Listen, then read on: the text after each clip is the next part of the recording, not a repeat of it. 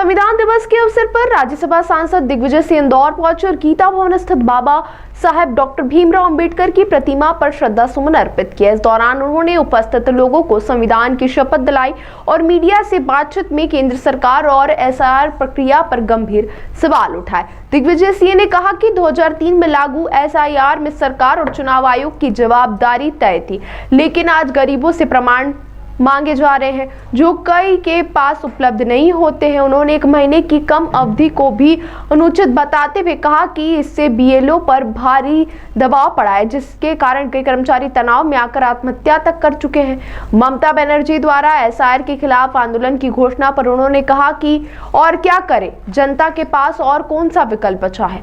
इसके साथ ही उन्होंने केंद्र सरकार पर चुनिंदा उद्योगपतियों को लाभ पहुंचाने का आरोप लगाया। उन्होंने यह भी दावा किया कि मोदी सरकार ने 16.5 लाख करोड़ रुपए का कर्ज अमीरों का माफ किया, जबकि किसानों, छोटे व्यापारियों और मध्य वर्ग को कोई राहत नहीं मिली है। देखिए, बात यह है कि प्रक्रिया में दोष है। 2003 में तक जो एसआईआर होता था, स्पेशल इंटेंसिव रिवीजन, वो उसमें जवाबदारी होती थी सरकार की, जवाबदारी होती थी चुनाव आयोग की कि हर नागरिक का नाम मतदाता सूची में जोड़ा जाए। आज वो हमसे प्रमाण पत्र मांग रहे हैं। अब ये आप गरीबों के अंदर वो प्रमाण पत्र मिलेंगे कहाँ जिनकी मांग हो रही है। इसलिए इसकी सारी प्रक्रिया गलत है और कम समय दिया गया, 1 महीने में संभव नहीं है। इसे कम से कम 6 महीने, साल भर लगता है उसको पूरा करने के लिए। दबाव कितना आप समझते हैं, बीएलओ में कितना दबाव है। कईयों ने आत्महत्या कर ली, कई लोग की मृत्यु हो गई। इसलिए ये प्रक्रिया ही पूरी तरह से दोषपूर्ण है। मैं कल जाऊंगा। मामला सीधा सा है, देश में सांप्रदायिक सद्भाव बना रहे उसके लिए माननीय सुप्रीम कोर्ट ने हर राज्य को एक गाइडलाइन दी है। प्रिवेंशन कैसे रोका जा सकता है, कैसे उसको नियंत्रण किया जा सकता है, और कैसे जिन लोगों को नुकसान हुआ है, चाहे हिंदू हो, चाहे मुसलमान हो, चाहे सिख हो, चाहे ईसाई, जो सांप्रदायिक दंगे में जिनका नुकसान हुआ है, उनको पूरी तरीके से मुआवजा मिलना चाहिए। ये 3 गाइडलाइंस हैं। उन गाइडलाइंस का हमने निवेदन किया है कि राज्य सरकार को पालन करना चाहिए, जो पालन नहीं हो रहा है। यही मेरा पिटीशन एफआईआर को लेकर। इसमें आपको शक है क्या? इसमें आपको क्या शक है क्या? पिछले 11 वर्षों में देश के चुने हुए लोगों का जो पूरे तरीके से विकास हुआ है, कुछ चुनिंदा लोगों का, जो कि आज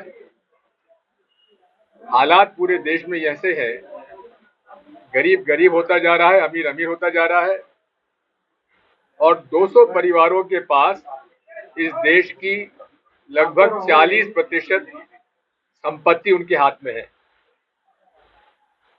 आज संविधान में इस बात का उल्लेख है कि सरकार को ये पूरा प्रयास करना चाहिए कि अमीर और गरीब में समरसता हो, आर्थिक समरसता उनमें हो। ये भारतीय संविधान का अंश है।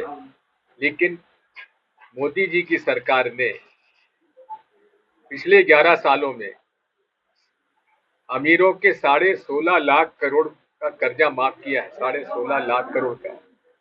मैं आपसे पूछना चाहता हूँ, आप पत्रकार लोग हो, आपका कोई कर्जा माफ हुआ है क्या? किसान का कोई कर्जा माफ हुआ है क्या? छोटे मध्यम व्यापारी कर्जा माफ हुआ है क्या? सारी नीतियां जो है कुछ चुने हुए लोगों के लिए बनाई जा रही है।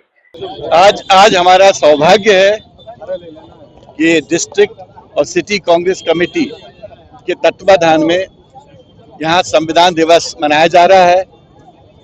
दिग्विजय जी हम लोगों का साथ है और सबका एक ही संकल्प है आज के दिन कि इस संविधान और उसके स्पिरिट की रक्षा करना है।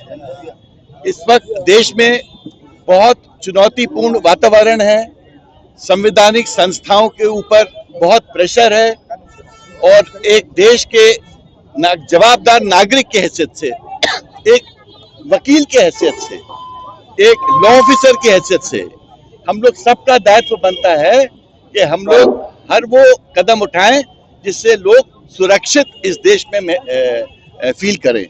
मुझे आज बहुत खुशी है कि हम लोग सब बाबा साहब की प्रतिमा पे जाके माल्यार्पण करेंगे। दिग्विजय जी ने पूरे इस जो लोग हैं आमंत्रित हैं सबको शपथ दिलाई है कॉन्स्टिट्यूशन के प्रति।